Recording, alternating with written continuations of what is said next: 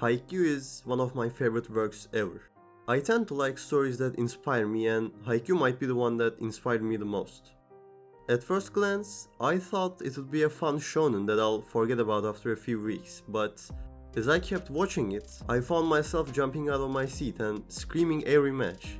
The show got me into volleyball, a sport that never really caught my attention before.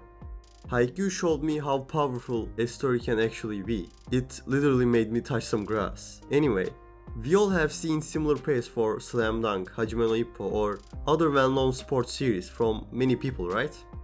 Well, sports genre is usually known for its motivational and inspirational themes, but the thing is, I have never encountered a person appreciating Blue Lock for those particular aspects. Every time I saw some Blue Lock praise, it was either about the hype moments or some characters absolutely flexing on each other. Like, man, this manga has lots of disrespectful scenes. I also saw lots of people hating on it. Because of the obscure ideology Ego came up with, many people were saying that it doesn't represent football in a sensible way. People who are knowledgeable about football tend to refuse Blue Lock's egoistical approach.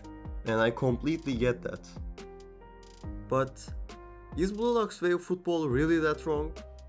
Is it really about just being selfish and ignoring your team? Well, I think it's not. And if you think it is, maybe watching this video will help you change your perspective about this edgy, hype, unique piece of fiction.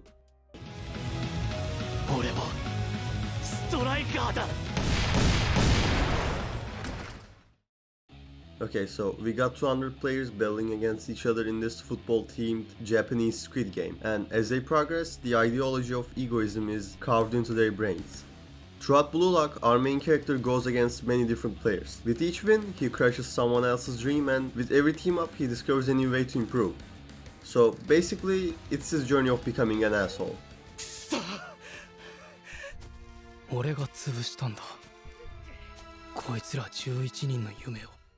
According to Ego, you need to be an egoist so you can be a true striker. Well, that statement caused many people to misunderstand what he was actually saying.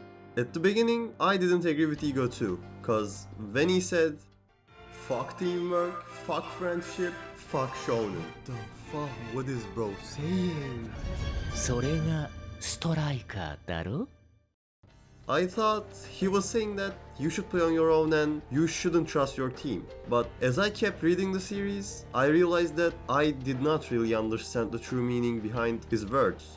He never said anything about ignoring teamwork. He's the one that told our characters about the chemical reactions, so he literally forced them to work as a team. At that point, I wasn't really sure about what to think of the series. I had this feeling that I was definitely missing something. Then we hit the third match of the second selection. In order to win, we've seen Isagi using many different methods, like his own weapon direct shot or chemical reactions with his teammates. But in this one match, he completely changed his methods. The match where he was so pissed at Baro that he even called him a retard. Like, bro was seriously pissed. You know which game I'm talking about. Isagi and Nagi were trying to get Baro to play as a team, but Baro didn't give a shit and continued to play all by himself. He didn't even think about passing to his teammates. He was an egoist to his core, but they were on the edge of losing because of him. So I finally understood. This ego of his is not the same one as our protagonists. He was just being selfish. Isagi, on the other hand, never had that kind of selfishness. From the very beginning, he knew the real meaning behind Ego's words, unlike me and all the people who thought Blue Lock was about being self-centered.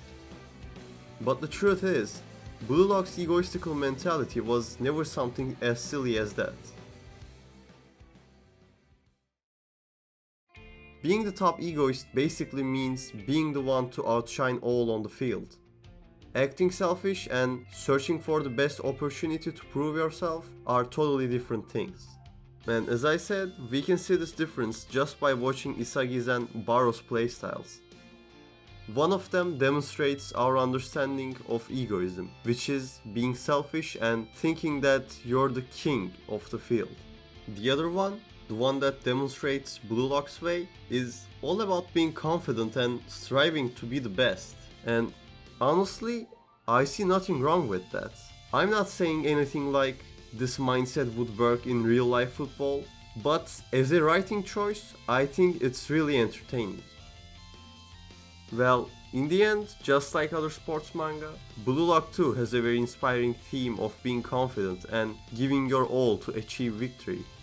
It just tells it in its own unique, edgy style.